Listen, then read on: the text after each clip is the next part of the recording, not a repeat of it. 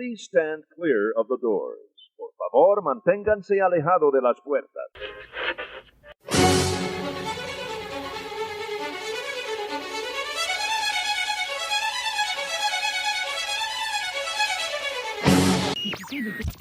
What do you see? That's the usual office stuff. Stapler, gyro killer bees. Where are you, mademoiselle? Now! Surprise! Ladies and gentlemen, boys and girls, get ready to meet all your favorite Disney stars as the Magic Kingdom proudly presents WDW Radio, your information station. Hello, my friend, and welcome to the WDW Radio Show, your Walt Disney World information station. I am your host, Lou Mangello, and together, as we have since 2005, we're going to celebrate the magic of the Disney parks, movies, Marvel, Star Wars, and more here on the podcast, my weekly live video on Facebook every Wednesday night, events, blog, and more. Please be sure to join the community, subscribe to the podcast, and find everything else at WDWRadio.com. So with D23 Expo just days away, the excitement and anticipation continues to build for what is coming to the Disney parks. And last week, I shared my Walt Disney World wish list for what I hope and think will be announced.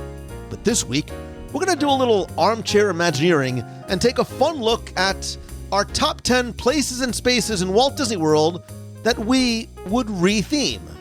Then stay tuned for our Disney Trivia Question of the Week, where you can enter to win a Disney Prize package and more updates and your voicemails at the end of the show. If you like what you hear, please share the show and tell a friend. So sit back, relax, and enjoy this week's episode of the WDW Radio Show.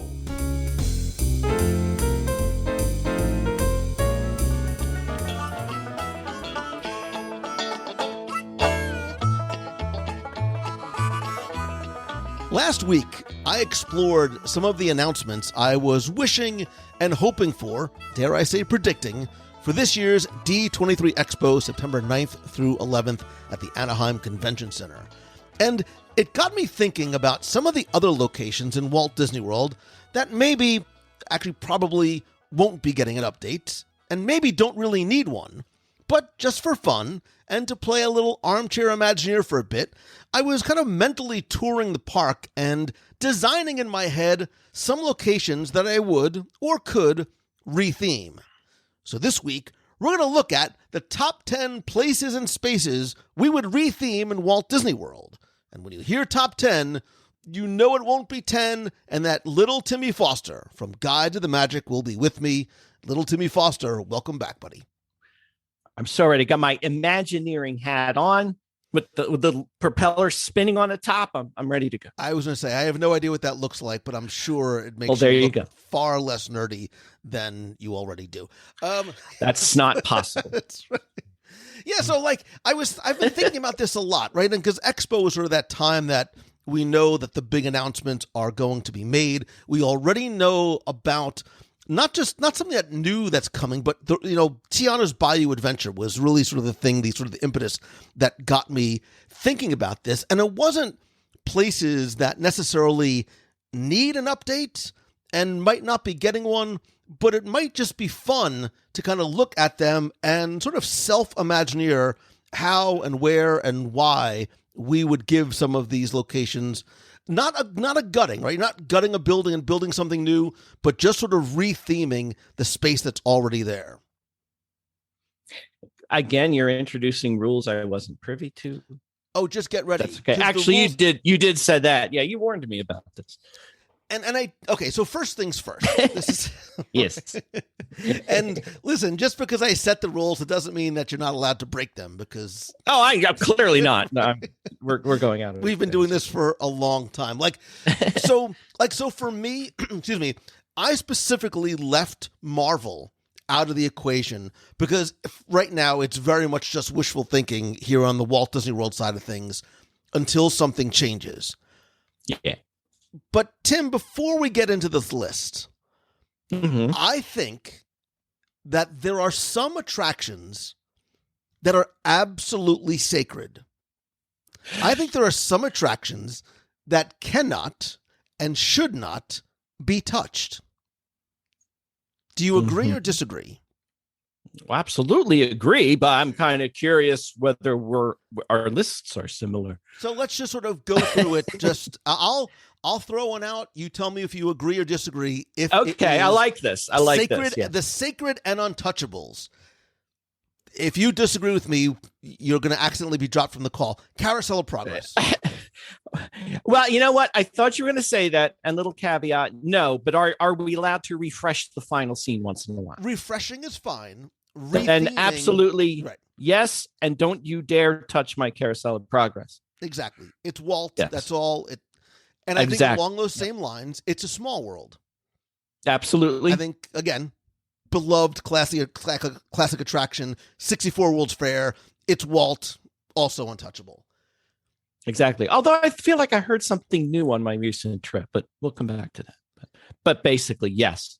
Don't you touch my It's a Small World. So here's a question for you, because I don't know the answer to this. Yeah. Is the Tiki Room untouchable? You know, it's funny. Well, what do you think it's untouchable? See, this is where my heart and my head sort of get into conflict with each other. Because I'll tell you, to a certain degree it is, but a little refreshing, not the Iago refreshing, but a new type of refreshing might not.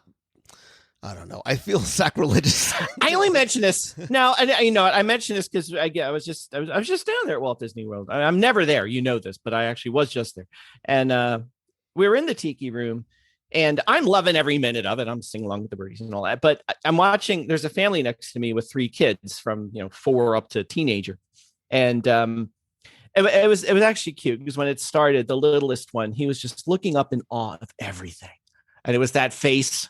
And it was, pulling at your heartstrings and all that. But once you get past first couple songs and then you get into the luau thing, when it kind of slows down a little bit, I could see the heads nodding, the eyes wandering, the teenager, are we done yet? That kind of thing. So I was thinking, don't rehaul, don't change it, anything. Maybe there's in the middle, we could perk things up a little bit with, but no, generally speaking, no. Right. Because what we're talking about here is a retheming. Like, okay, we're getting rid of the Tiki Birds. It's going to be something new, not necessarily a refreshing of the attraction, keeping the animatronics, keeping those birds in there as maybe they're same characters, but giving it an updated storyline, which is what they intended to do with under new management. Right. Yeah. Pirates of the Caribbean. No, a little hesitant. No, I mean, no, meaning don't touch it. No, it unless you want to give it a fresh coat of paint or something like that. Or you can add some more pirates. I won't mind if you do that. All right, I'll go through these quick. I'm just going to quickly knock. You just tell me when to stop. Okay, I'll give you yes, no. All right. Yep. Haunted Mansion. Yeah. Wait, what's my yes? Don't don't touch it. Okay, to make life easy, you stop me when you say no. It's not untouchable.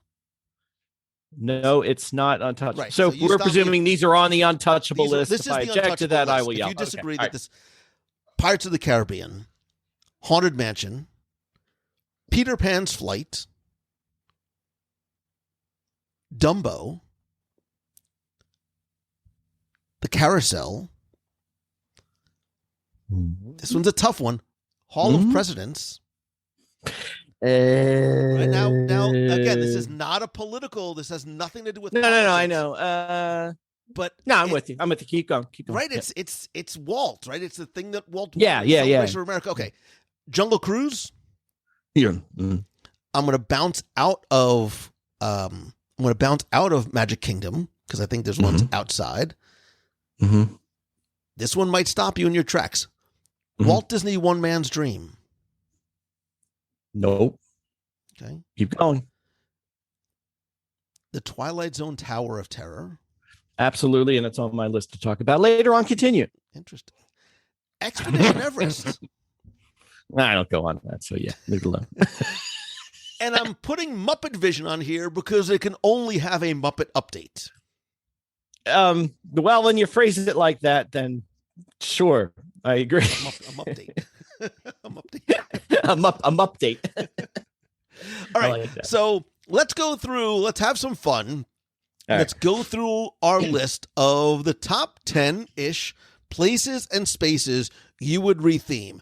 You don't have to go too, deep into this. I don't need you to sort of fully flush out the idea unless you have it.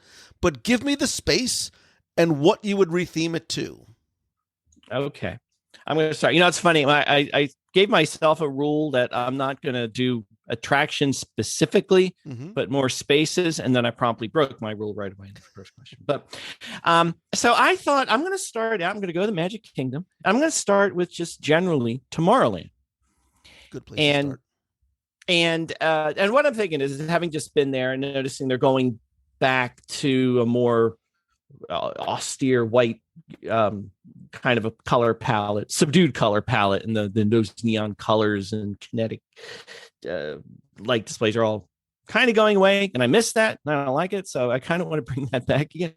One thing I really ran to on this trip, probably because I was staying at the Contemporary where they're pushing this theme, and having seen Epcot and all its transition, I really was getting a strong vibe of the Epcot city that Walt envisioned, the origins of the park going back to 1971 and so forth. So and a lot of these, I was trying to think it would be nice to, without building a city, to recreate the experience of just a glimpse of what that might have been like. And I was thinking in Tomorrowland, maybe you do, because right now it's like the TTA is a good place to start. It's just a tour of Tomorrowland. Here's Space Mountain. Here's this, here's that. We know back in the day, my favorite iteration was the previous one where you're going through this fictional depiction of a city of tomorrow and the hover burbs and the Metro Retro Society, all that stuff. And I'd like to see that come back, but you could also maybe retheme it as you're sort of in Epcot in terms of Epcot, the city, and you're just in this part of it, like the middle part or something. And the TTA is announcing this line goes to the hoverburbs like it did before, but more in relation to what the city is. But you could have some fun with that, with the signage and the decor and everything else. But one thing I thought we could have fun with, this breaks my rule, because I said I wasn't going to deal with attraction, but there is one attraction, Tomorrowland, I would love to see them retheme, and that's the Speedway, because I never go on it. And I'm always kind of thrown by why it's part of Tomorrowland, because it doesn't have anything to do with the future or anything like that. But I had a thought, if we wanted to bring it in line with this idea of Tomorrowland and what a city of tomorrow might be like, maybe we swap out the cars for electric cars, because we're green now and that's more energy efficient. I'm sure it would be better for them anyway. And you kind of retheme the track as you're driving these new electric cars of the future through the city of the future. And there's billboards and signs and little diorama scenes of settings that take place in this city, and have it integrate better with the Tomorrowland that it was. And maybe I'd go ride it more often. So that was my first thought, to take Tomorrowland and taking a relook at it, to recast it as some hypothetical vision of what tomorrow might be, instead of a collection of roller coasters and fun attractions, but not really tied together with much. So that's where I'm starting. And put that old colorful sign back, because I like that one. There's a lot to unpack here, Tim. There is a lot to unpack. Not the least of which is I have serious issue with the fact that you call the TTA, and I quote, just a tour. No. Well, Dude, oh wow. Did I say that? You're treading on incredibly thin ice. The TTA is hands down the greatest attraction ever constructed by human hands. That's what I meant to say. Meaning, but the narration. I still remember when I called you the day the narration changed and you tried to calm me down. But I liked it when it was picking up the storyline, the backstory of this Tomorrowland that never was and all that. It'd be nice to bring that back again. But the TTA. Don't you dare touch the TTA. Good. That's one of mine. That should have been on the untouchable list too. Right. I'm sorry I threw you there. So you talk about retheming sort of Tomorrowland as a whole, and you also gave a bonus with the Tomorrowland Speedway. If I was listening correctly. That's about right. I'm glad you were listening, though. I mean, vaguely. Yeah. I'm going to sort of piggyback, and I'll agree with you. Tomorrowland Speedway was on my list. Oh, really? It was. You know what? I'll actually stay in for you. I will stay in Tomorrowland, and I'll help connect the dots because I mentioned on last week's show, I've actually been thinking this is going to be coming for a while. I think that now is finally the time it is going to happen at Expo. I think we are going to get, like I believe we are going, in my little like futuristic heart of hearts, we are going to get an announcement of an update coming to Tomorrowland that just happens to coincide with the opening of Tron. Tomorrowland is in need of a refresh. We see that attractions are closed. Some haven't been updated in a while. It's sort of, I don't want to say it sounded the death knell for, but it sort of rings in this idea that Tomorrowland is due for a refresh. Stitch's Great Escape has been closed for some period of time. It's actually a huge space. You know, people don't realize that there were the two identical theaters in there.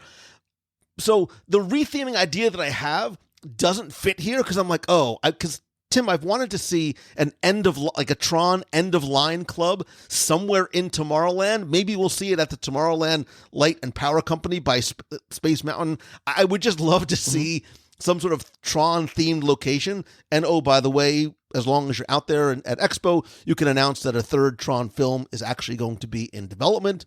But I will say that Stitch's Great Escape for some time has had rumors, even going back to last Expo, of a Wreck-It Ralph attraction coming into it.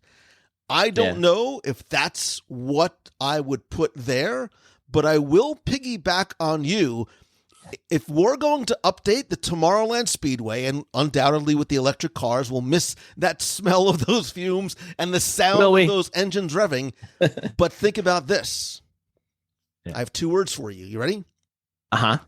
Sugar Rush. You do a little Wreck-It Ralph Sugar Rush race. You sort of retheme it to the video game of Sugar Rush. You now have Wreck-It Ralph and sort of this cool, fun, not necessarily futuristic, right? Because that's always been the issue with Tomorrowland. But you now have this one wonderful, fun, and still, I think, relevant retheming of an attraction in Tomorrowland. If I had a mic I could do this with, I would drop it on your behalf right now. I love that. I love that. And then I can sing the song with no shame because I sing it now, but with a lot of shame. So, and I'm not going to do it now. Thank you. I love that idea. Oh, I love it. Yes. Yes. Next on your list. Let's see.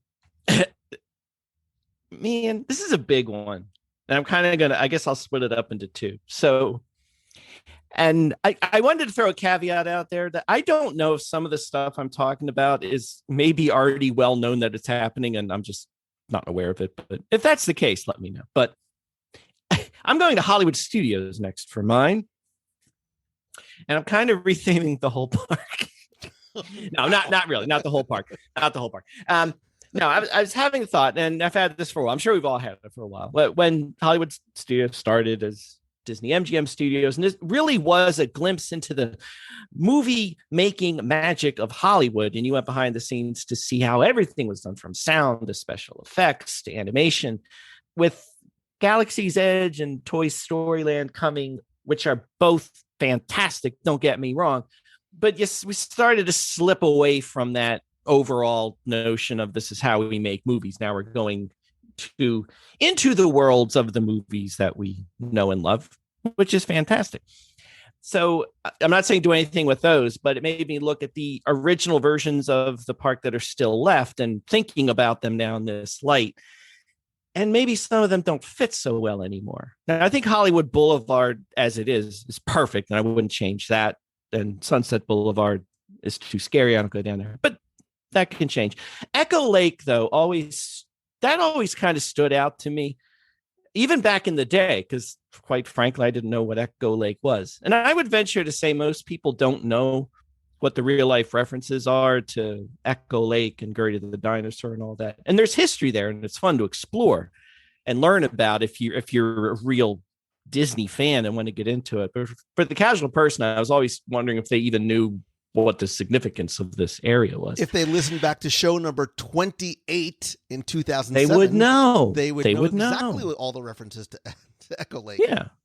But anyway, I thought even knowing what the references are, but since we're kind of getting away from this as your creation of the golden age of Hollywood and so forth, well, why don't we pick up on this idea that we're recreating the magic of the movies, but in a different way? So maybe let's take that entire Echo Lake area and transform it. My first thought would be, how cool would it be to me a Marvel area? But as you mentioned, there's a lot of why we can't to go with that. So in lieu of that, I thought it would be cool to do an industrial light and magic area. And it kind of keeps into the theme of we're still going behind the scenes of movies and going into the magic of how movies are made and so forth. But now we can kind of tie the whole area together. And if we keep Star Wars or Star Tours and Indiana Jones, it sort of makes sense. Although Star Tours now seems odd sitting out there away from, why isn't it in the area of the park where it should be? But it is where it is. But that would make some sense. And then you could take some of the other theaters that are around, either in use now, like the Mickey Shorts Theater, or just sitting there, and put in some attractions or films or experiences that go into how special effects are made, how they're done. Because quite frankly, that's what most people are interested in. When you ask, how did they do this? It's usually a special effect, not how did they make that crunchy sound of snow in the movie? Well, that's interesting.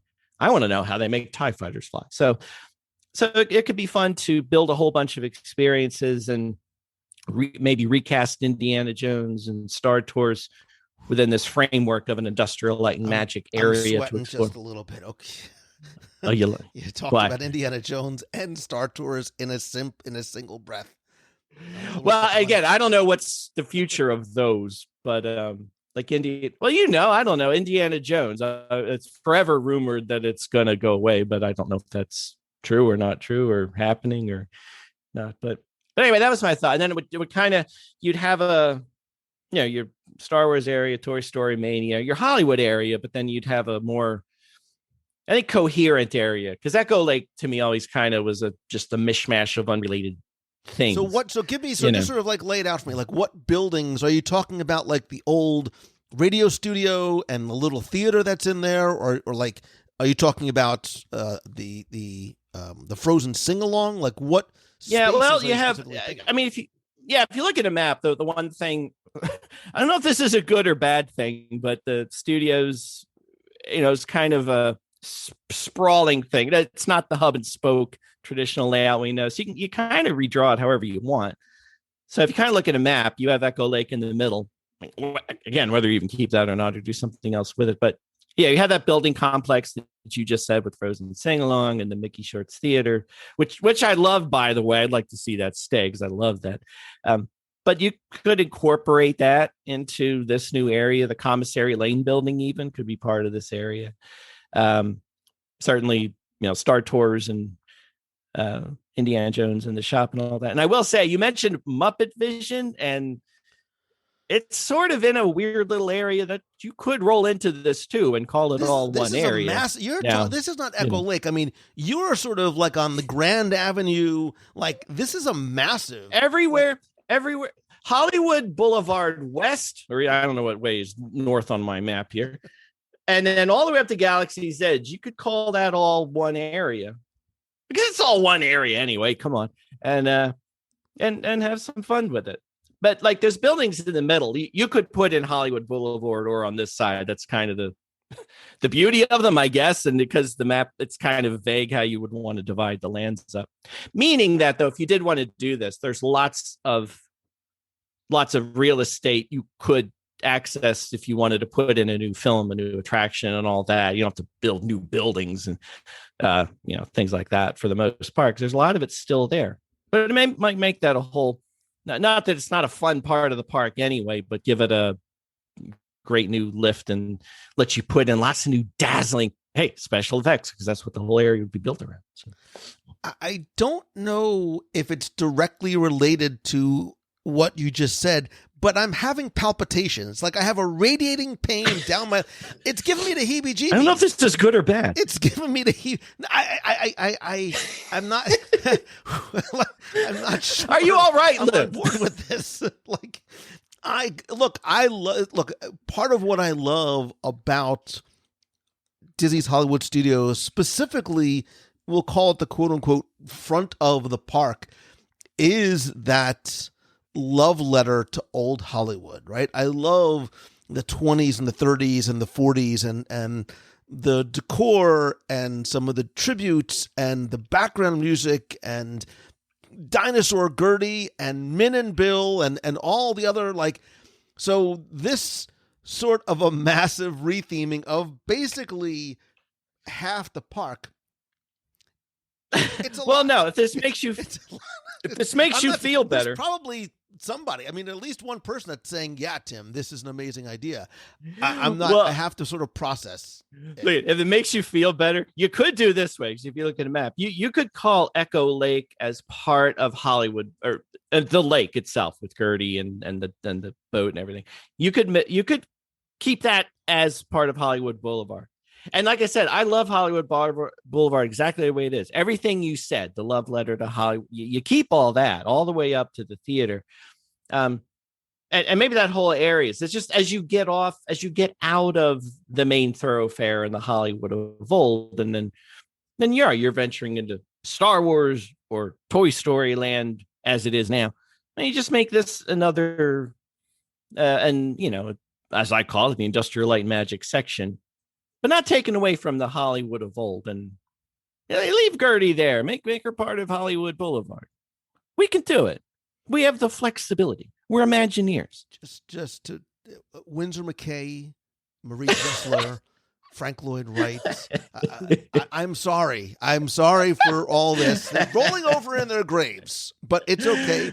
This is all about Tim. I need if I don't move on, I might need to be resuscitated at this point. You know what? I keep everything the way it is, but just put a sign up that says Industrial Light Magic area. Put up a few neon light posts and paint some bright colors, and put some fancy lights out in front of Star Tours and keep it the same and make it more glitzy, and that'll keep me happy. And then you can have your la la la Hollywood. By the way, have you been watching Light and Magic on Disney Plus?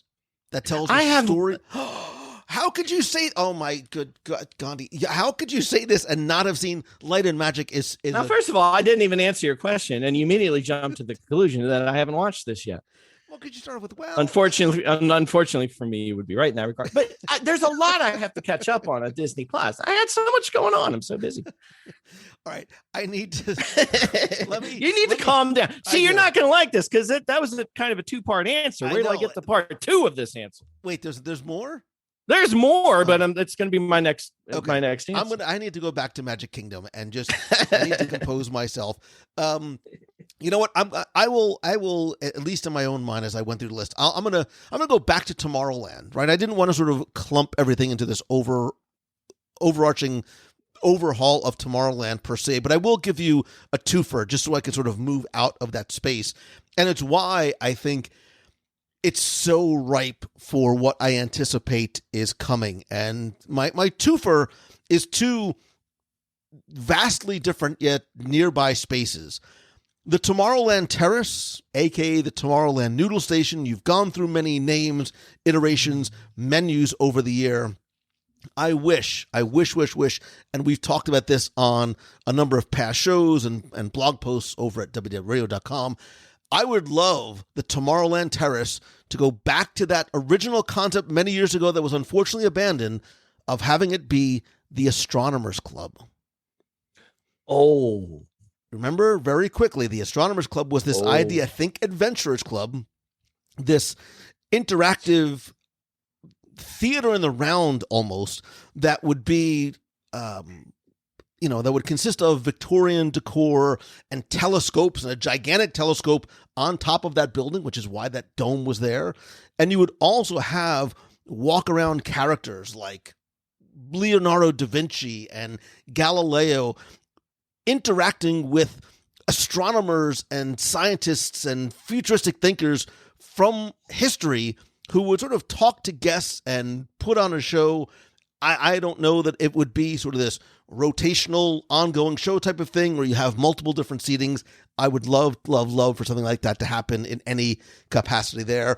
And Monsters, Inc. Laugh Floor, while I love you so... This is on my untouchable list, so be careful there, my So wait, friend. the Monsters, Inc. Laugh Floor is on your untouchable list? For personal reasons, yes. Okay. I have reasons, but go ahead.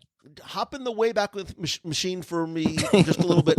Years ago, there was discussion, rumor, supposedly a greenlit Monsters, Inc. roller coaster going through the doors with Boo that was going to be over where Pixar Place was supposed to be, where that Mickey meet and greet and Who Wants to Be a Millionaire play it was. Obviously, that idea was scrapped. We now have Toy Story Land. It's a little bit too small. It's a lot bit too small to be in that location. But I do think that the Laugh Floor space and maybe even that type of attraction needs some type of an update. And I'm going to be perfectly frank. I'm having a tough time figuring out specifically what I would put in there that would fit into this new Tomorrowland, right? Because if we're going to have Tron, if we're going to have potentially Wreck-It Ralph, what else might make sense in there? What I would love to see, and I'm sort of shoehorning it in and having a little poetic license, give me a little Big Hero 6. I don't know what it would look like, but I love that characters. I love the films. I even love the again, going back to Disney Plus, that new short form series that just launched not too long ago. I would love to see some sort of Big Hero 6 in Magic Kingdom, and Monsters, Inc. Laugh Floor will figure out what it would be. That's where I would put it. Okay. I'm with you. And take my Monsters, Inc. That's fine. I like it. Does this mean it's my turn? It is your turn. Like it or not. All right. Let's see. You know what? I'm going to hold. I teased a part too, but I'm going to hold that because I'm going to go to another one. I'll come back to it. Mostly because I'm afraid you're going to take it, but or maybe this didn't even occur to you, and I'll get an attaboy. We'll see. So one area. This is outside of the parks, and this is an area I think none of us really think about it too much, but it is an important area, and I think it could use for some refreshing. Is the Ticket Transportation Center. Wow. TTC. I might have gotten that backwards. Yeah, you know what I mean. And I was thinking about this because we do the monorail a lot and we do that transfer. So we spend, not a lot of time there, but we go through there a lot. And it does occur to me that for a lot of people coming to Disney, especially if you're coming for the day or, if you're staying outside the park or something, this is your first. Well, after you pass through the gates, of course, to say Walt Disney World, this is your first Disney stop before you get to the Magic Kingdom. And it's what it is. It's rather utilitarian. It's what it is. There's nothing offensive about it or anything like that. But I was thinking about that. There's probably the potential to do so much more with it. And it's a tricky one. I don't know if I can get the Disney folks to agree with this because I'm not sure it's going to draw any more people than it normally would or anything like that because it's not an attraction. But you could certainly dress it up some. Again, if I'm going back to this idea that this is, I'm going to lean into the Walt Disney City of the Future idea. This could be themed as part of it. This was part of the transportation system that took you in from the outer residential areas to the work areas. So you could just play that up. And actually, as far as promotion, there would be tastefully, of course, but you people waiting there to get on the monorail, the ferry boat or whatever. It's a perfect time to really lean into the new attractions and new excitement that's coming, things to look for, whether it's signage or even displays or even interactive things people can do as they make their way towards Magic Kingdom or Epcot if they're going that way. It's to me, it's just a large. Obviously, it's a large space and it's more directional and functional than anything. So I think there's a great opportunity. You could really retheme that into something that's pretty cool. It's still your stop on the way to your final destination, but you could make that extra magical. And again, for a lot of people, that's your first Disney experience right there. So let's pull out stops and get that magic going right out of the gate. I haven't thought of the specifics of what you put in there, but you could. It's interesting so because much. You want to take something that is functional and industrial and utilitarian, somewhat futuristic-ish, because that's what it was sort of designed to be in 1971, and give it some sort of additional theming as sort of the stepping into the story for the very first time. You're not waiting to actually get into Magic Kingdom. Interesting. Yeah. And on Epcot too, for that matter, when you go over to that side, you can talk about, what's Epcot. And actually, if you're like, you have the resort monorail, you could talk about them a little bit, but kind of have the idea, like you're heading off to the residential area of that Walt Disney City of the future, that kind of thing. And, plug your new attractions. You got people there. They don't know about this Guardians thing. You should tell them about it. So. All right. So I'm going to confess, I am going to take something off my list. Before I need to take something off my list. I'm going to mention what it was. Okay. But as I'm sitting here, it was the first thing I wrote down for some reason, but my heart is taking over my head and I just can't do it. Going back into Magic Kingdom, again, I was sort of virtually touring in my mind's eye. And I was thinking it's not new anymore, but new Fantasyland. And I went over to Pinocchio's Village House. And I will admit, call me old, call me sentimental, call me nostalgic. There's lots of things you can call me. I love the Pinocchio movie. I like Pinocchio's Village House, right? I don't always necessarily eat there, but I love the theming. I love the nods and the little Easter eggs to the attraction. My initial thought was, how cool would it be to retheme Pinocchio to the Snuggly Duckling from Tangled? Oh.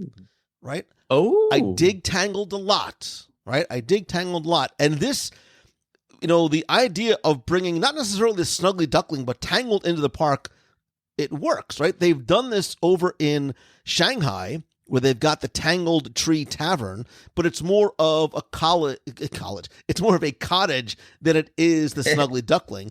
On Disney Cruise Line, when they do, on the Disney Magic, when they do sort of the Tangled takeover so they do Tangled the musical on one night of the cruise, and what they actually do is there's sort of like a Snuggly Duckling takeover of O'Gill's Pub. It's completely redecorated. It's transformed really into the Snuggly Duckling. And it's not just a matter of decor, but, Flynn Rider and all of his little hooligan friends are in there playing games and singing, and it's family friendly. And then there's sort of an adult-ish more version later on at night. It really, really plays well. But I just, in my heart of hearts, I can't touch Pinocchio's. Like, I don't want this, Tim, to be, let's get rid of all the old quote-unquote classic stuff, and it has to be something newer and more relevant for a younger audience. I think Pinocchio's is timeless, and maybe Pinocchio belongs on that untouchable list because it's Pinocchio. So what I will do is I will take Pinocchio's to Snuggly Duckling off my list and maybe potentially contradict myself a little bit, because now I'm going to bounce over to Hollywood Studios. Work with me here. Yeah. I'm going over to The Voyage of the Little Mermaid. That's next on my list, dude. Good. All right. We'll tag team on this one. Look, first things first, right? Sort of taking the realm of fantasy out of this. I love live theater. I love and appreciate not just stage actors, but all the people that work behind the scenes that make it happen. My daughter is going to study stage management. I very much get it. However, I would not mind. I don't necessarily think that Voyage of the Little Mermaid is packing them in. It has gone seasonal, which in Disney speak means it's not necessarily long for this world. It's a space that is built for a stage show. So my thought was, well, maybe it has to be a stage show. And then I sort of started going through my head. I'm like, wait a minute. Why am I only thinking about Disney's sort of quote unquote own IP and creative properties. Think about all the things that Disney acquired when they acquired Fox. Right? So I'm like, wait a minute. We have the Fox You're properties. Scaring me. Where are you going? Show, and I'm like, well, National Treasure the Musical, that can't happen. Planet of the Apes, also probably not going to be there. But maybe here's where we put the Snuggly Duckling. Maybe we put a themed dining experience into Disney's Hollywood Studios, which I would argue could benefit from some additional table service restaurants or even a quick service type of thing that has that interactive show-like element, right? Let's go back to the Adventurers Club, Astronomers Club. You have live performers in there, so it is this living, breathing space that when you walk into, you are in the Snuggly Duckling and you don't know what sort of characters just might show up while you're there. I don't know if it could happen in that space, but I'm trying to sort of marry my love of Tangled, my love of Pinocchio's, and my thought that maybe this space is one that is right for an update. That was a lot. You talk about a lot to unpack. I don't even know where to start with that. I mean, I'm with you, but I'm going to tell you though, if you put in a stage show for National Treasure or Planet of the Apes, I would be all about that. So please figure that out now that you got me thinking about that. Because I wanted to sing I'd like be all Mike over Wazowski. Like when Mike Wazowski sings, put that thing back or so help me. I could see like a Charlton Heston person. Take your filthy take your filthy hands off me. That'd be funny. You damn 38. But okay, go ahead. I think the most important thing I'm taking away from there is that I'm keeping a list of clever ways Lou convolutes a way to include 2 or 3 entries into one. Correct. And you got a new one now. I took this off my list, friends, and here it is.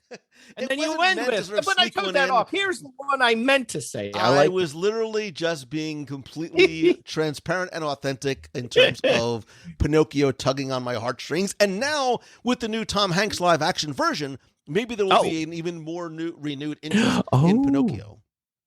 Oh, now you got me intrigued. Jiminy Cricket. We could all use a little Jiminy Cricket in our lives. We all could. Yeah, I agree with that. And I want to wave. Well, I guess it could be anything, but I want to wave to the people in the Pinocchio Village house from my little boat, and it's a small world. But I guess that could be anything, and they would still wave at me, I hope. But, well, you talked about Little Mermaid. So actually, part 2 of my Hollywood Studios thought was that area, and it was actually the whole animation courtyard. And you notice how I'm leaving the middle of Hollywood Studios alone, and the new now stuff. That you've gutted it, obviously I understand why. It's the opposite sides I'm doing. You're really, now the animation courtyard, just taking the bulldozer to Hollywood Studios. Now animation courtyard, it clearly is not animation courtyard anymore. There's nothing about animation left there anymore. So let's put it back to where it was. And this is really an underused area of the park anyway. So I'm not disturbing much. I love the magic of Disney Animation Tour. Let's bring it back. I don't know what's going on there with Launch Bay's not even open anymore, right? Or still on hiatus, or I don't know what's going on over there. I talked about this last week. I think Launch Bay. I should have listened. Wow. Awkward. I think Launch Bay is on its way out. Yeah. So anyway, there's that building. So let's put the animation tour back. Now, this is a chance though to rethink it, because obviously it went through its changes as it started out as an actual tour of animation studios, and then had to change as the animation studios went away and kind of morphed into a less than it was kind of experience, even though I still loved it. But this is your chance to just refresh it and make it an honest to goodness magic of Disney Animation Tour from the ground up, knowing you don't have an active working studio there. But let's recreate these areas, and let's if we don't have people actually in there doing things, let's have, hey, doesn't Disney have something called animatronics? They could do something with it, and film and all kinds of things to once again let people relive how animation's brought to life, even historically, from the days of Snow White and that multi-plane camera all the way up through to CGI and the wonders of everything we see today. Let's bring back the Back to Neverland movie. Let's put it back there where it should be. or bring Mushu back, whichever you prefer. Lou, I think I know which one you prefer. But so that's that area, and then there's the whole courtyard, which is fine. But on either side, you have Little Mermaid, and I was thinking the same thing. It might be, if you were going to revitalize that and do something else, keep it a show. But maybe you could transform it into, if we don't do it, you said, which I think is a great idea, but keeping the animation, not recreating PhilharMagic necessarily as an idea, but that kind of thing. Maybe this is more a film show or a theatrical show, maybe along lines of like Finding Nemo. That's very visual and groundbreaking with effects and costumes and stuff, but taking you on a tour through classic animated films of Disney, whether it's of old time or the Disney Renaissance or newer stuff, or kind of all of the above. And even the theater, which I'll confess, whether it's Disney Junior or whatever it is, I have never really ever gone there. And it's one of those things, I talk a lot about attractions that people dismiss because they think they're for kids, when in actuality you should go because you will love this, like Enchanted Tales with Belle, for example. But I will admit that's one stage show. I don't have a small kid, and I don't watch the Disney Channel, so I really have no connection to it. So I don't know, that could stay, but maybe that's a candidate too for, let's pull that in or put a show in there that would tie into the animation theming of this area of the park, because that's what this is about. This is what this part of the park is supposed to be, to let us discover that the history and techniques of animation, which is what built all this in the first place. So that's kind of my thing, is just, let's bring the animation courtyard back to actually being the animation courtyard. I love everything about that. I love the idea of the studio going back to a studio, notwithstanding the gutting that you've done of the entire west side of the park. I am going to move over. Right. I'm going to move over to. I'm going to skip one because I'm curious to see if you mention it, and I think it's sort of the obvious 800-pound whatever in the room. I'm going to move over to Disney's Disney's Animal Kingdom, and I'm going to combine two. I'm going to sort of lay it out there ahead of time, and I'll explain why. I'm going to connect the dots between these two. The icon of the park, obviously, being the Tree of Life, and the attraction which lurks within is It's Tough to Be a Bug. Mm-hmm. It's wonderful. It has possibly run its course. Is it somewhat, and this is a somewhat rhetorical question, is it somewhat dated? Is it somewhat unrelatable for young kids? Remember, this film came out in what year? What year did Bug's Life come out? Don't Google. 1998. Correct. So the characters and the story that are in there, while incredibly relevant to Disney's Animal Kingdom, might not be sort of relevant to younger kids or even older people who are coming to the park. My first thought was, sort of the first inclination was, Zootopia, right? We have to leverage just how fun and beautiful and the animals in Zootopia, but I actually don't think Zootopia should go there.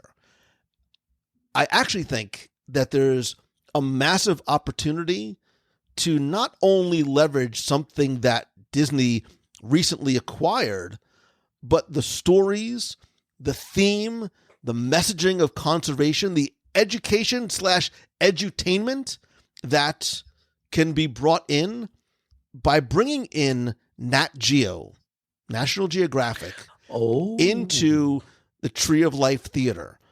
If you've never spent any, look, when you fire up Disney Plus, it's very easy and very tempting to go to Marvel, to go to Star Wars, to go to documentaries, classic animation, live action, Pixar, all those different things, and sometimes forget, and this is not me, like the work on the National Geographic section of Disney Plus is remarkably good. And you almost have to say, you know what? Let me give myself a little bit of time to browse through some of these series. If you need some connective tissue, go watch The Magic of Disney's Animal Kingdom and tell me it does not change your perspective of that park, the animals, and the cast members that work within. But there are a ton of series, both current and ones over time, as well as movies that, and I don't know specifically what it is, that could be leveraged and bring an entertaining, educational, and yes, because of the layout in there, hopefully interactive and positive changing attraction into that theater, right? I think there's opportunity there while still making it fun and interesting. If you have young kids, there's a ton of stuff for young kids. There's Awesome Animals, Fearless Adventures, Animal Showdown, Zookeeper Challenge. Weird But True is really great if you have young kids. So put Nat Geo in there. Now, you're like, Mangello, you brought up Zootopia. Now you're like whetting my appetite. I want to see Zootopia in the domestic parks. Don't worry, I got you. Because I'm going to see watch where I'm going. See, that's exactly what I was thinking. I'm glad you week, there's a method to my madness. Last week, I talked about how I think Dinoland USA is potentially reaching its end of life in terms of its theming. If we are going to retheme that area, maybe away from the dinosaur theme while still possibly addressing dinosaurs there or elsewhere in the park, we now have the dinosaur attraction, again, updated at some point. Remember, because it was called what originally? Countdown to Extinction. Yes. Look at you. Love you, right? Look at me. So you now have this dinosaur film. Again, it's not sort of, in your face in the attraction, but maybe now you have this attraction that will not fit into the retheming of a land. Part of me, and I know this has been sort of bandied about plenty of times, say, well, look, Dinosaur and the Indiana Jones Temple of the Forbidden Eye in Disneyland are literally mirror attractions of each other. Like the track is exactly the same. I don't necessarily, and then the fifth movie's on its way, but I don't necessarily think that is what I would put there. One reason is I'm not sure it belongs there. Number two, I like having Indiana Jones in Disneyland, so I have yet another reason to go other than Cozy Cones and Avengers Campus. So, little Timothy Foster, the long and short answer where I was going with this is, what if you made Dinosaur rethemed to Zootopia? You now have a fun, sort of not so wild ride that is less scary than Dinosaur. It's more family friendly. It is more updated, quote unquote, more relevant, and potentially for guests, especially with those with young kids, becomes more fun. And that is how you get from Tough to Be a Bug to Dinosaur to Indiana Jones to Nat Geo to Zootopia. You just gave Go With Me a whole new... But it works. Yeah. Wait, I have a question. So when you go on your Disney Plus, because I do have Disney Plus, and you want to go watch an episode of The World According to Jeff Goldblum, aren't I going in National Geographic's channel? Isn't that where that is? Are you? And I think you are. I want to Google it, but I don't want to make a lot of noise. I don't think The World According to Jeff Goldblum is on Nat Geo. Let me tell you something. You want to watch something that will knock your socks off and even sort of keep it on in the background. And I know I've said this, there's a series, it's a 3-part series called Japan Between Earth and Sky on Nat Geo. It is literally one of the most beautiful things I have ever seen on screen. Not just because I love Japan and know it's not all about sushi, but it is this beautiful 3-episode docuseries through the Snow Island and the Mountain Island and the Blue Island. If you have a 4K TV, you're going to want to, it's spectacular. That's wonderful. Now back to what I was saying. So now The World According to Jeff Goldblum. It is National Geographic. I'm sorry, you're correct. It is National Geographic. So when you were saying that, in the back of my mind was, let's just forget it. I want an animatronic Jeff Goldblum telling me about the wonders of, and he can talk about anything he wants to, and I'm in. So I'm there. Now that was long, convoluted, confusing, and I loved every second. Welcome to my life. That describes basically everything that I do. There you go. Well, let's see. By my count, this is number 5. This is it for me, which is good because I'm getting at the end of my list. I kind of, as usual, I kind of throw the big ones out so you don't steal them. So these are kind of in my honorable mention ones. But, I want to throw this out because I will confess there may be stuff happening here and I just don't know about it. And if there is, this would be my clever way of asking you, Lou, say, what's going on with this area that I don't know about? And I'm going back to Epcot. And my thought was, let's once and for all do something permanent and fun and interactive, and it's there to stay. Let's do something with the Odyssey restaurant building. And as I say this, I do ask you, because I don't know. I never know what's going on with this. Are there any plans for the Odyssey, or is it in its perpetual, it's doing this, we don't know, who knows? Is that where it is, or is there news coming? Or are you thinking there may be news coming about this? I was there a few weeks ago, and they took out the Epcot exhibit right in the middle, unfortunately, which I thought was beautiful, very well done. And I liked having that sort of throwback to sort of the preview center, right, of what is coming for Epcot. It's in this weird space right now because it serves a very needed and viable purpose for the festivals. It is a place where it is a festival sort of marketplace in there. It's indoors, it's air conditioned, it has a ton of standing and seating areas. There was this weird sort of DJ thing going on during the last festival. It didn't sort of feel quote unquote right to me, but I digress. I don't know, Tim, because of its utilization for festivals and for special events, and I do believe it is a space that can be rented out for, quote unquote corporate type events. I'm not sure if it's in the crosshairs of this is a space that we can and should retheme. I also don't know because of where it's situated, the way it's built over that sort of, let's call it what it is. There's a giant sinkhole in front. It's why there's a water feature in front of it. Right. I don't know if you could put something else into that space. Again, it's also a one-story building. It has the kitchen behind it, but I could be completely off. All right. Well, that being said, let's put it in the crosshairs. Let's do something with it once and for all. And it's funny because you were saying that I know it's used for special events and at the festivals and press events and other things, but I'm not one of those that thinks, well, you can't do anything with the building because it does serve a function. It does all these things. I think it's more like, I feel like it's backwards. We use the building for these functions because it's there. It doesn't mean you have to use it because, you go to the other parks. There aren't, like at the Magic Kingdom, I can't think, like there's a similar nondescript huge building in the middle of the park that just gets used for different stuff, So let's do something. I don't know if Epcot needs another restaurant, which is what the Odyssey started as, with Space 20, or even another counter service, and you have connections now, which is fabulous, by the way. I wouldn't say no to more food, but if it's felt that that's not necessary, you could certainly transform it into an experience. Maybe not a full-blown attraction, although I would not be one to object to, let's bring back some version of Horizons type of attraction there. And by the way, you can put, I think technically it is part of World Celebration now, as you draw the lines on the map with Spaceship Earth and Imagination.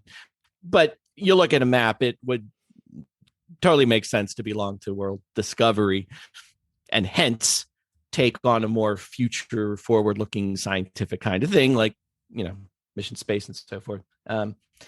You could make it a film. You could make it a mini Interventions, since we don't have that now. Redo something like that. Maybe it could be an Interventions kind of thing, which could be an ever-changing experience, but one that's always an experience. Because like every time I go, if it's not a festival, it's just nothing's going on there. It's just the building you walk around when you're trying to take that shortcut to Mexico from Test Track. And even in festivals, it's a walk through, that kind of thing. When they had the Epcot experience, that was really cool. That's the case. There's something to actually go in and see and spend some time at.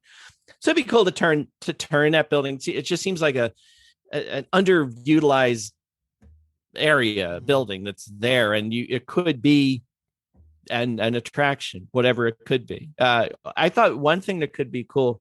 Again, I keep going back, this leaning into the Epcot original plans of the city and so forth. But if you're going to follow in the World Celebration theme, we're going to have that Walt Disney, the Dreamers Point area and all that.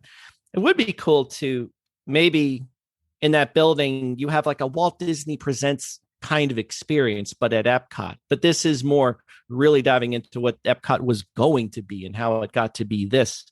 And you could cleverly design it in such a way, the walkthrough, that part of the original city, there was going to be an international marketplace. That was part of Walt Disney's plan.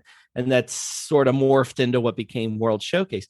So play that up, lean into it, talk about it, have some food from all around the world, which I think they did at one point. Or no, at the World's Fair, they did that in 1964 in New York. But have it be a cool way to transition from World Discovery Celebration into World Showcase, because that's how the city was going to operate. It was kind of in the middle part of the city, you had the corporations coming in and showcasing their technologies to the future, combined with this international marketplace where we shared culture and stuff. So marry the two and let people know what was the history of Epcot and explore it and have some fun, but make it just something more permanent and more of an honest to goodness destination instead of that weird building we all walk around or through, depending on what time of year it is. So I like that idea, right? I like the idea, and sort of in keeping with the rules as we laid out. We're not sort of gutting this space. We're not turning it into something that it's not. And from when it first opened in 1982, it has always been a restaurant, right? There's been a quick service restaurant when it was just the Odyssey restaurant, and it was very sort of pedestrian, right? Burgers and fries and hot dogs and things like that. If you go back to show 671. I know you remember this very vividly, Tim. We talked about top 10 ideas for a themed dining experience based on Disney, Pixar, Marvel, and Star Wars. But I do like the idea of the Odyssey itself, both in physical space and culinary-wise, being a gateway from Future World into World Showcase. And I think there's opportunity here to represent cultures and flavors that might not have a pavilion on the promenade or even be represented during one of the festivals, but have a rich cultural and culinary tradition, right? So if we're not going to, I mean, I know we have things like Coco and some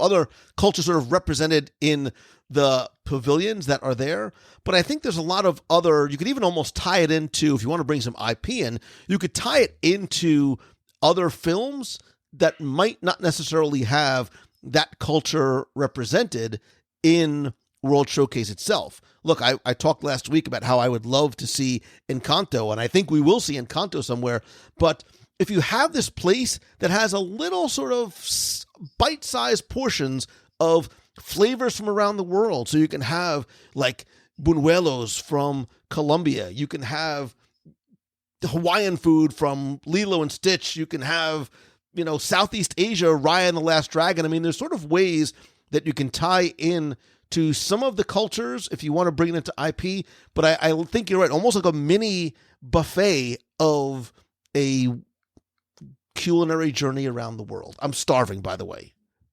I can tell.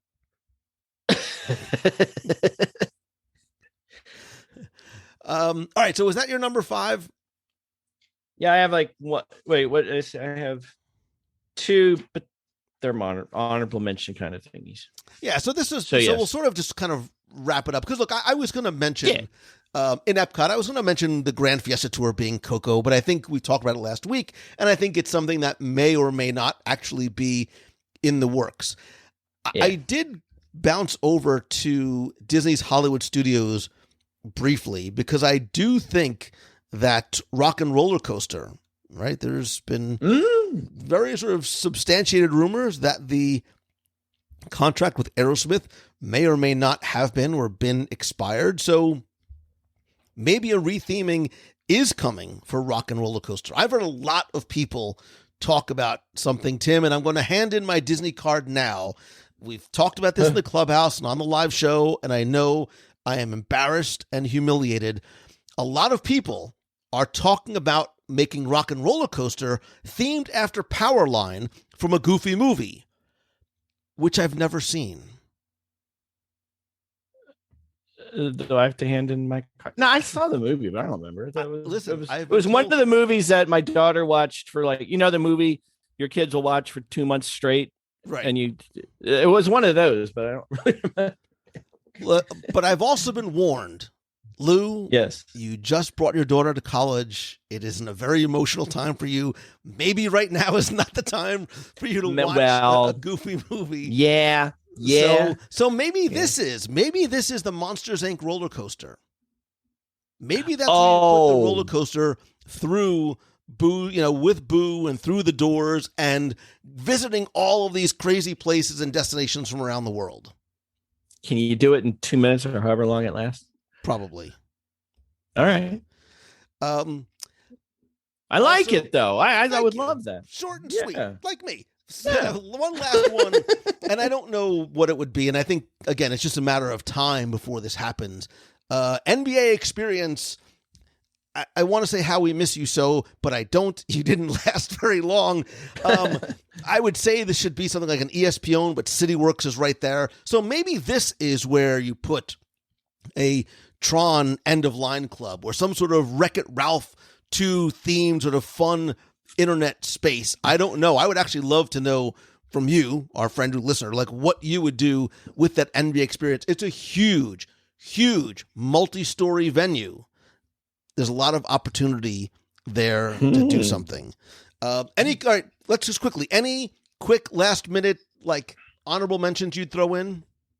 Yeah, a couple real quick. So I was just at the Contemporary, and as people know, there's an Incredibles theme going on, which like I hate it. But I know you just renovated Contemporary, renovate it again. But you can kind of keep it the way you can keep it. And actually, I really like it. But the other thing, you have the Incredibles theming going on, which is how we're talking about it. But you can also look at it. It's really got a sleek monorail kind of theming that's going along at the same time. So I'm like, lean into that 100%. And let's just ramp that up a whole lot more. Even the monorail. So now we're picking up on it's the monorail, the city future, all that's kind of stuff. Theme the pool to Incredibles, because the pool seems to need some theming. It's just sitting there. And then the other thing, I've talked about this a zillion times on the show, so I didn't make it one of my things, but making just updating an attraction, not even its theming, but the way it works with Tower of Terror, taking the Mission of Space approach and making a couple versions of it. And that can go slower and faster so everybody can ride it. And I was actually trying to think of other attractions in Disney that you could do that to, because Mission Space, you could do it too. I assume you could do that to the Tower of Terror. Take a version and go slow. Roller coasters, you couldn't do that on. They have to go fast for a reason, I assume, to get up the hill. So you can't make it that much slower.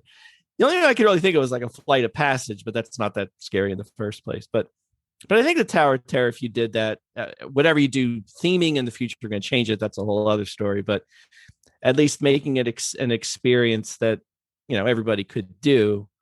Because, we're getting Guardians and Tron, some attractions that they're, just be frank, they're not for everybody, which is what it is. But so that'd be fun. And then there's the whole, I didn't really go into it because I'm sure stuff is coming and you were going to talk about it, but the Imagination Pavilion as a whole, not the ride, but ramping up the theming, doing something upstairs. You've talked about it so long, and I kind of suspect we're going to get more info. I don't know. You may know.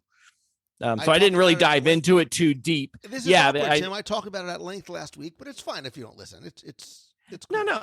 I was in Walt Disney World. What are we going to do? Stop, say, excuse me. I have to go back to my room. Did you have a plane ride home?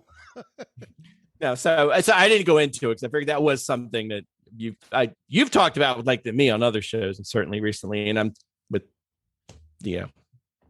So I had on list, but not one to talk about. So those were the quick shots I had. So I will very quickly go through just a couple that I did not flesh out too much. Don't come at me, bro. Because some of these, I'm going to quickly jump back to Magic Kingdom. And I'm going to give you not one, not two, not three, but four potential possibilities. The Swiss Family Treehouse. I'm not sure, Tim, that enough people know the movie or even the story. So you either, one, remake the movie, which is okay because 62 years, yikes.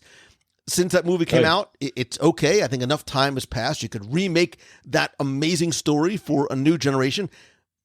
Here's a thought. Throw a little Lost flair on there just because I love Lost and I would just love to see it in the Disney parks somewhere. Do you retheme the magic carpets of Aladdin? Are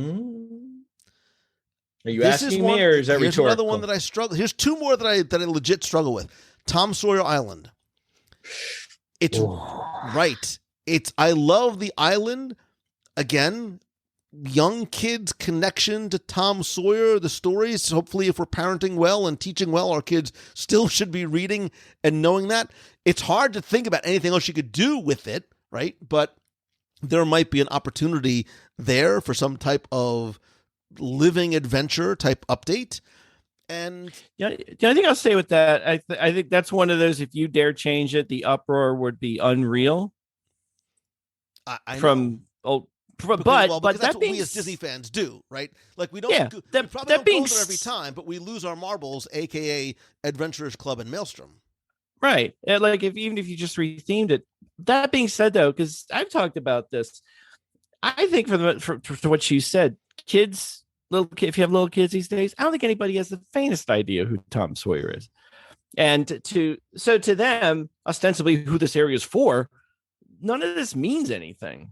Unless, you sat them down and made them watch the movies, but you probably didn't, in which case they really don't know who it is. So I think you could retheme it to something that would be a lot more appealing to kids and stuff. But yeah, the uproar, I'm thinking Mr. Toad's Wild Ride uproar. That's what kind of uproar you'd have. But yeah. Listen, there's still some people that want to bring back Toad. Like, if you're going to retheme anything, retheme Pooh and bring back Toad. Right. I don't think that's going to happen. And last, and possibly least, very quickly, there are a couple of properties that Disney now owns that I would love to see in the parks somewhere, somehow, some way. Disney owns Firefly. Disney owns that space western Joss Whedon Firefly series and the Serenity film. Find a way to put it somewhere, including potentially remake and back on Disney Plus. They also own Night at the Museum, which I think would be an amazing entry into the Disney parks. And Disney also owns Kingsman. And I don't know if you've ever seen Kingsman. It's not necessarily the most family-friendly thing, but I think it's a really cool franchise and story. Look, again, with the acquisition of all the properties that Disney has, they have such a wide spectrum of characters and stories and fun and adventures that they could choose from. And that's what this list was completely about, was just us and hopefully you having fun. I would love to know, and Tim won't listen, but I'm sure he would like to know as well what your thoughts are in terms of what place or space you would retheme. There's a lot of different ways you could let us know. I will pose this question in the clubhouse at wdwradio.com/clubhouse. That is our fun, friendly, family-friendly group over on Facebook. Or better yet, call the voicemail. I'll play it on the air. Let me know where you would retheme, what you would retheme it to, and please don't yell at me about some of the things that I said, like Pinocchio's Village House, by calling 407-900-9391. That's 407-900-WDW1. And then when you put your phone back on the receiver and wind your cord up from across the room, then, and only then, you need to go to celebrationspress.com, because according to my sources, there is not only amazing magazines and podcasts and all kinds of stuff going on there. But there is a brand spanking new, as long as we're talking about Epcot and the changes that are possibly coming. So, Tim, you're going to have to redo it all over again. There's a new Epcot book launched by one Timmy Foster. Well, I'll happily make a new book in a few years, but yeah, we just launched our newest book. It's Epcot at 40. It's a full color hardcover coffee table keepsake book, like our 50 years of Walt Disney World magic book that we did last year. And this looks back on all 4 decades of Epcot, goes all the way back to Walt Disney's vision of a city of the future, how it morphed into the park we know today, all the attractions, all the lands, all the experiences, tons of photos, tons of fun facts, so much fun to put together. I think I cried the whole way through the memories, but so that's on sale now. The book itself is coming in October. We have a free monorail spaceship pin we made that'll go with it. So go over to celebrationspress.com. You can check out all the details, get a glimpse of what's inside, and enjoy that Epcot magic when the big celebration rolls around in October. So. I'm literally typing, wow, you weren't kidding this time. It actually is beautiful. It is it's a big, beautiful book. Wait a minute. Did you leave out the fact that it's not 1, not 2? It's not like a 30-page book, a 6. No. 208 pages. 208 pages. 208 full color pages, mind you. Yeah. By that. That's a lot. That's a lot of magic. That's a lot. And look at that pin. You know what? I think I'm going to order and myself the pin. One of these right now. There you go. Well, that was your cue to be like, no, Lou, don't worry. I'll send you one. You literally cut me off as I was about to say, it's okay, Lou. I have yours set aside right here. But hey, if you want to pay. Well, that's awesome. Definitely go and check it out at celebrationspress.com. I will link to that in this week's show notes. Go out and give Timmy Foster some love. And if you have an idea for a top 10 that you would like us to cover, make sure you email me, Lou, at WDWRadio.com, and we will add it to the long and still growing list of topics. Little Timmy Foster, man, to know you is to love you. I know you, and I love and appreciate you, brother. Thank you so much. Right back at you, my friend. You just can't say the words. Like, you just can't come out and say, you like, I love you, Lou. Thank you. Say it one more time so I get it clean. Lou, if my heart were... I love you, buddy. I ran out of metaphorical fun. You're like Tim Curry in Home Alone 2. I love you, sir. I love you. I'm happy you got that reference.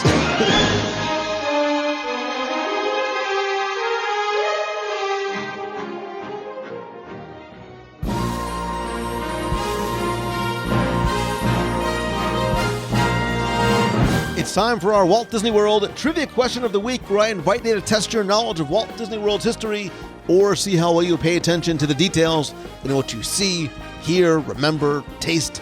If you think you know the answer, you can enter for a chance to win a Disney Prize package. And this week's trivia contest is brought to you by our friends over at Displates. Displates are high-quality prints on metal that are mounted on the wall with the help of a magnet, which makes them very easy to hang, and even better, lets you swap out designs quickly and easily. No nails, no levels, no hooks, just an easy-to-attach metal square. There are literally millions of designs available with officially licensed art from Marvel, Star Wars, Netflix, The Mandalorian, Stranger Things, Spider-Man, and more. So with your Displate, you can build collections of the things that you are passionate about right on your wall. If you go to www.radio.com/displates, you can see some of my favorite that I've put together. And if you check out using code WDW Radio, you can save 25% off your first 2 Displates and 29% off 3 or more. And if you're going to be at Disney's D23 Expo September 9th, come by the WDW Radio and MouseFan travel booth for a chance to win Displates throughout the weekend. And don't worry, if you're not going to Expo, I'm going to bring it to you live. So make sure you go to d23expolive.com and turn on notifications there. That's the WDW Radio Clubhouse, because I'm also going to be giving away Displates to you watching at home. You don't need to be at Expo for a chance to win Displates of your own. Again, visit www.radio.com/Displates and use code WDW Radio at checkout. Now, before we get to this week's question, we're going to go back, review last week's, and select our winner. So last week we were talking about Disney's D23 Expo and how it was introduced on March 10th, 2019, with the first ever Expo being held September 10th through the 13th. The first Destination D was the year after, but Anaheim isn't the only place where a D23 Expo is held. Your question last week was to tell me, where was the first, and so far only, international D23 Expo held? Thanks to the so many of you who entered, got this one correct, and knew that the first D23 Expo overseas was held in Japan, October 12th through the 14th, 2013, in the Mahaima area at the Tokyo Disney Resort. And as a quick aside, if you've never seen the video of Alan Menken performing Compass of Your Heart in English at D23 Expo Japan, I'm going to link to it in the show notes. It is one of the most beautiful and moving performances of a Disney theme park song that you have ever seen or heard. It's that good. Anyway, I took all the correct entries, randomly selected one, and last week you were playing for a prize package that includes a WDW Radio mug and mystery prize. And last week's winner, randomly selected, is Joselle Hernandez. So Giselle, congratulations. I will get your prize package out to you right away. If you played last week and didn't win, that's okay, because here's your next chance to enter in this week's Walt Disney World Trivia Challenge. So, Leonardo da Vinci, you're probably saying, has no connection to Disney. Why am I mentioning it?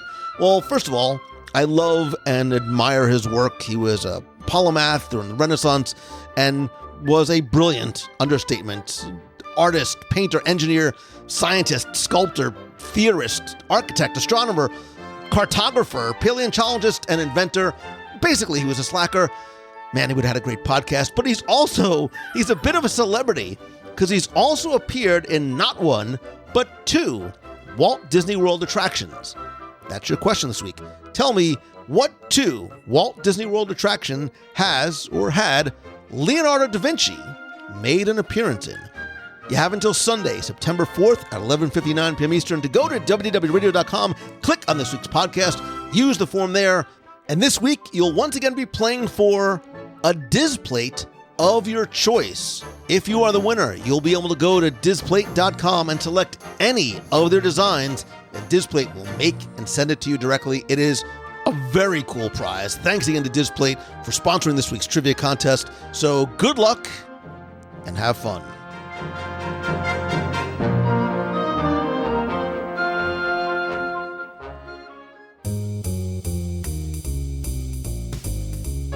That's going to do it for this week's show. Thank you again for taking the time to tune in this and hopefully every week. I'd love to know from you what space, restaurant, attraction, resort, etc.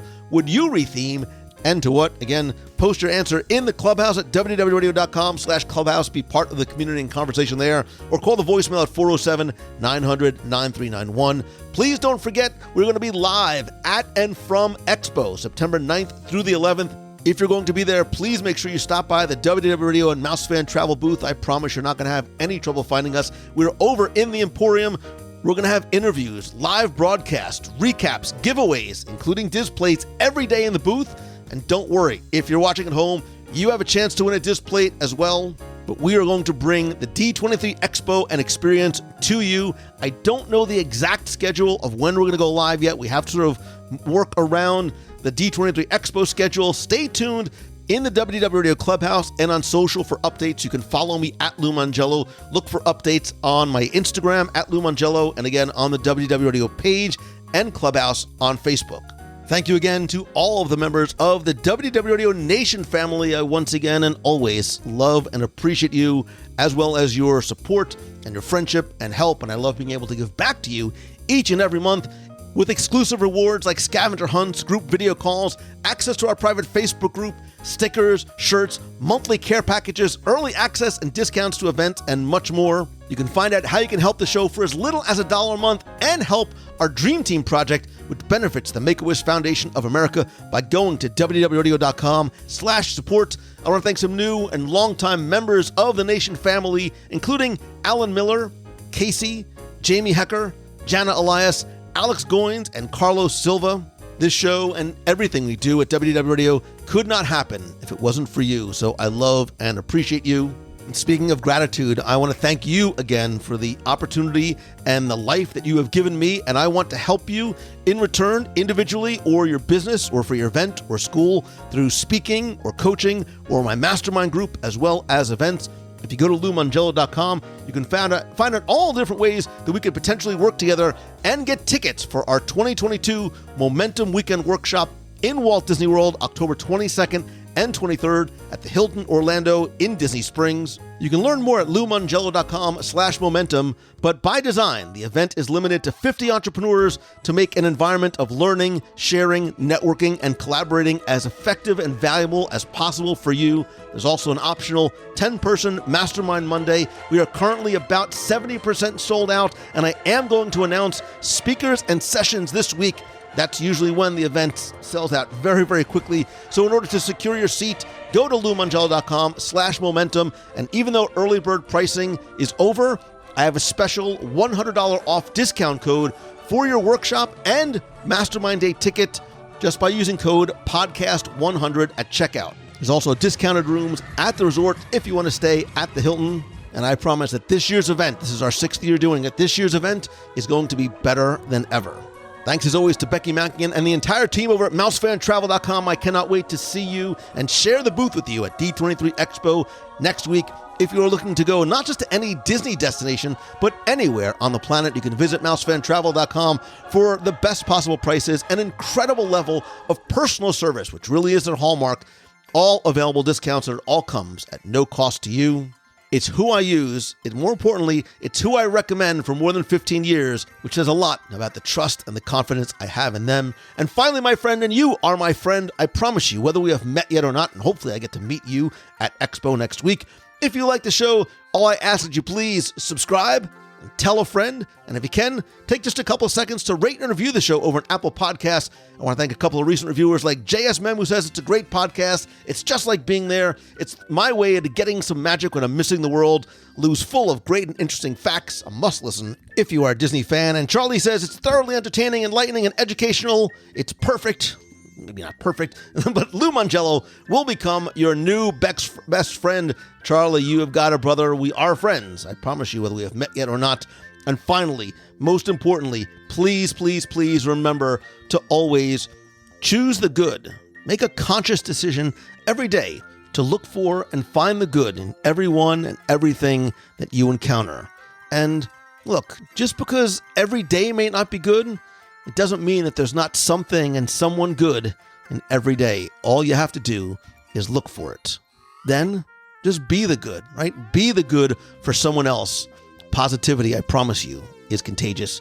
We could all use a little bit more of it. I love you. I appreciate you. I hope to see you virtually or in person next week at D23 Expo. So until next time, see ya. Hey, Lou. It's Christine Morrison from Flowertown, Pennsylvania.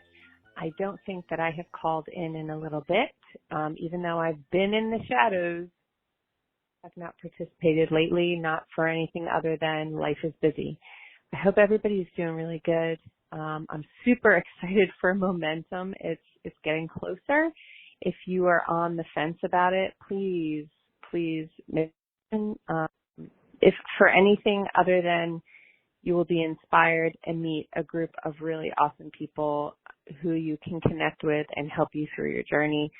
I'm looking forward to seeing everyone from last year, meeting new people, getting re-inspired. It's going to be great.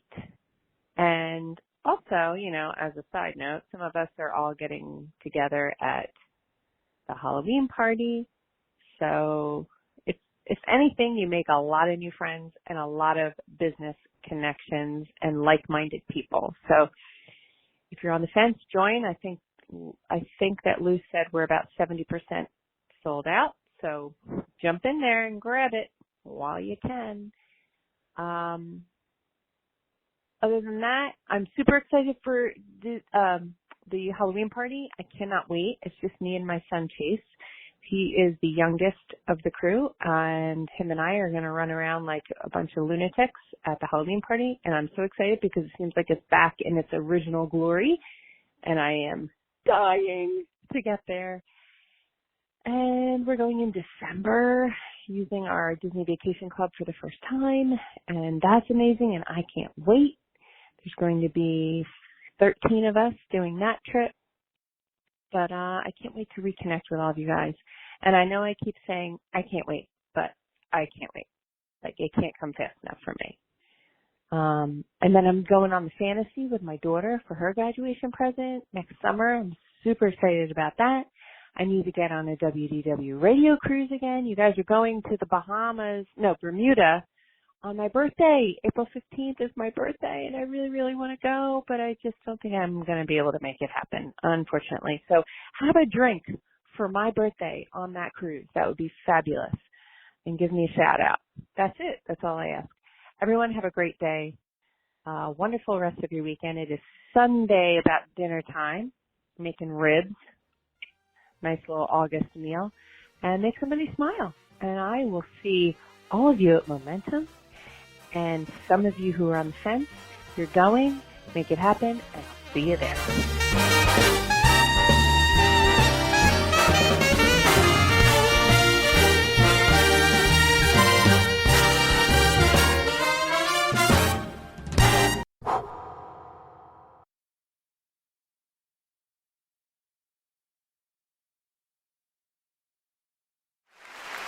One song I've never performed in public before, ever.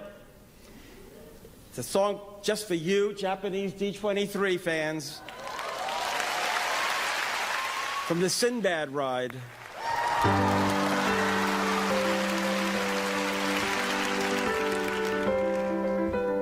Lift your sails to the heavens and fly on the breeze.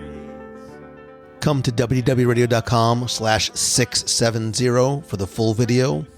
I promise it's worth it.